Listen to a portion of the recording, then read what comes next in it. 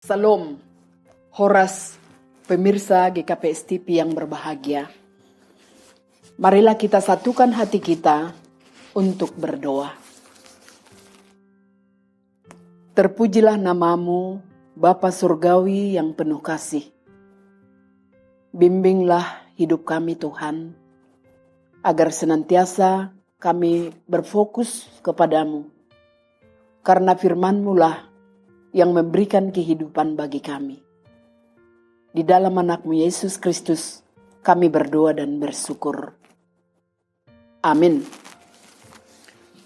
Bapak, Ibu, dan saudara-saudara yang terkasih dalam nama Tuhan Yesus Kristus, firman Tuhan yang menjadi renungan bagi kita di pagi hari ini, saya ambil dari kitab Injil pasal 6, Matius pasal 6 ayat 33 hingga ayatnya ke-34. Demikian firman Tuhan. Tetapi carilah dahulu kerajaan Allah dan kebenarannya, maka semuanya itu akan ditambahkan kepadamu. Sebab itu, janganlah kamu khawatir akan hari besok, karena hari besok mempunyai kesusahannya sendiri. Kesusahan sehari cukuplah untuk sehari. Demikian firman Tuhan. Bapak, Ibu, dan saudara-saudari yang terkasih di dalam nama Tuhan Yesus Kristus, carilah dahulu kerajaan Allah dan kebenarannya. Saudara, apa sebenarnya artinya mencari kerajaan Allah? Tentu prioritas yang pertama inilah yang ditentukan oleh Allah.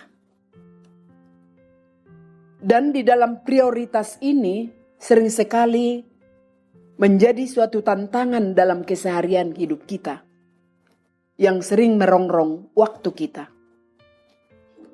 Berbagai macam tuntutan saling berkompetisi satu sama lain untuk waktu kita, sehingga sering kita sulit menentukan mana yang prioritas. Nah, rancangan Yesus bagi kita adalah rancangan yang sederhana dan tidak rumit. Dalam Matius 6 ayat 33 ini, Yesus mendeklarasikan prioritas Tuhan bagi manusia. Carilah dahulu kerajaan Allah dan kebenarannya, maka semuanya itu akan ditambahkan kepadamu. Mencari dahulu artinya ada yang terutama dan nomor satu. Jadi Yesus hanya memberikan dua prioritas yang harus kita kejar. Dan yang kedua ini akan mempermudah hidup kita. Kedua prioritas ini adalah yang pertama, mencari kerajaan Allah. Dan yang kedua, mencari kebenarannya.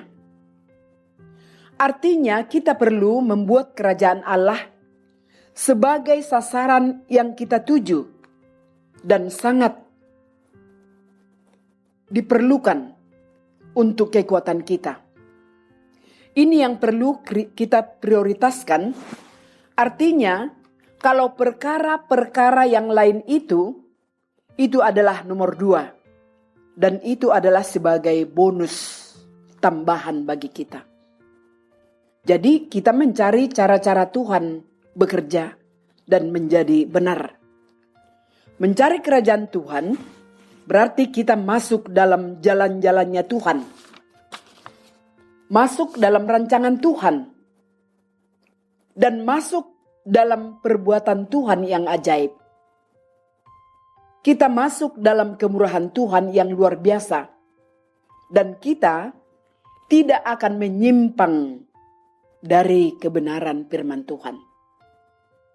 Jika kita mencari kerajaan Allah setiap hari, maka rancangan Tuhan untuk kita setiap hari akan digenapi.